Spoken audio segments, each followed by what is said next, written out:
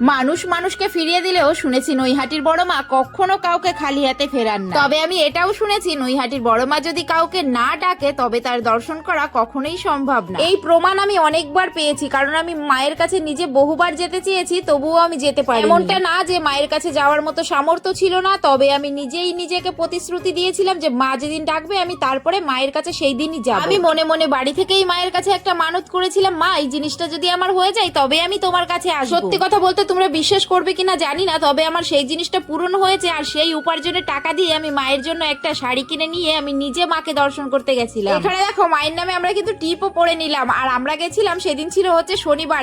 এত পরিমাণে ভিড় ছিল মানে তোমাদের কি বলবো। সব ভিড়কে অতিক্রম করে মনের জোর নিয়ে মায়ের সামনে এখন আমরা যাচ্ছি। ফাইনালি মন্দিরে প্রবেশও করে ফেলেছি। মন্দিরে ঢোকার পরে সত্যি কথা বলবো এই সকাল থেকে বিকাল 4টে বেজে গেছিল, যেই কষ্টটা সেই কষ্টটা নিমেষের মধ্যে শেষ হয়ে গেল। সবাই মিলে একবার বলো জয় বড় মা।